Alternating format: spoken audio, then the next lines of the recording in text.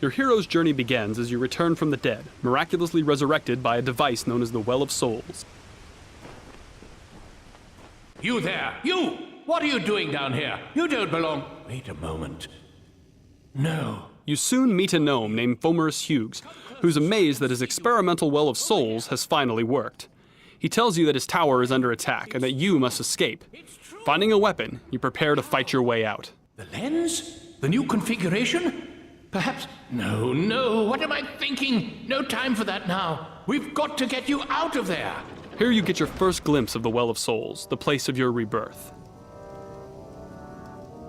Combat in Reckoning is intuitive and accessible. You can chain together basic attacks with a single button. Trouble? Well done. Collecting loot is a big part of the game. While you loot, you can compare items and decide whether they are worth equipping now or saving them to sell off later. Just by varying the timing of your basic attacks, you'll perform special moves like launching an opponent into the air and juggling him. Using your shield for a well-timed parry can open up an even more damaging attack chain on your stunned opponent. Now we've fast-forwarded to the Dalentarth region, your first introduction to the outside world of Reckoning. It's a peaceful place, a relatively safe start to your hero's journey. You now have both primary and secondary weapons equipped, and even as a melee fighter, you'll unleash powerful battle magic on your enemies.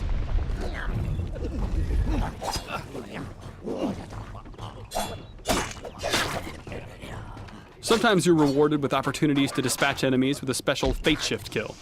Building up enough Fate energy allows you to perform even more powerful attacks.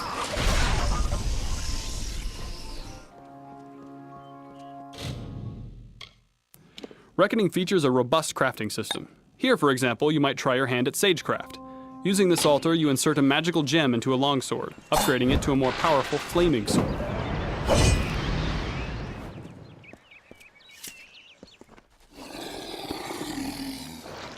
Combat in Reckoning is all about the choices you make for your character, what abilities you select, what armor and weapons you equip, and what strategies you employ against various enemies.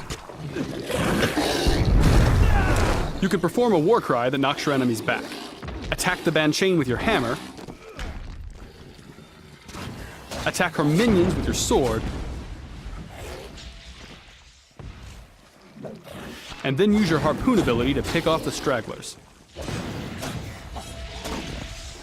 The Quake ability sets up the enemy for another Fate Shift.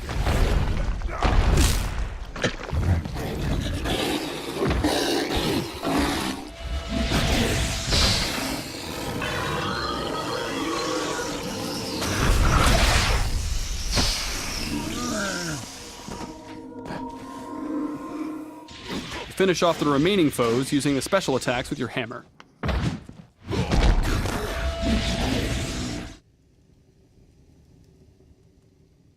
Imagine now that every choice you've made has led you down the path of the mage. You still have a shield, but it's a magical talisman, and your parry move sets your opponent on fire. You also have these chakram weapons you can use to tear through your enemies at a range.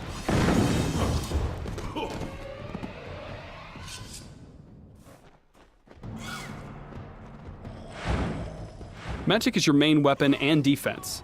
You teleport to dodge attacks, and your Mark of Flame lets you tag enemies individually, then detonate them in a fiery explosion. Even as a magic-focused character, you still have primary and secondary weapons. In this case, you're using an ice staff and a pair of flame chakrams.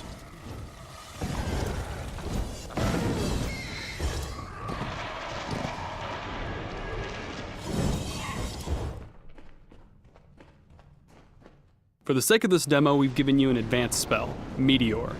Here you can see the kind of power a high-level mage can unleash.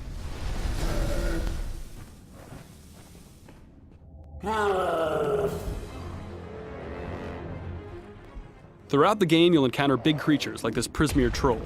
Most RPGs would turn this into a highly scripted fight, but in Reckoning, these encounters are action-oriented in real time.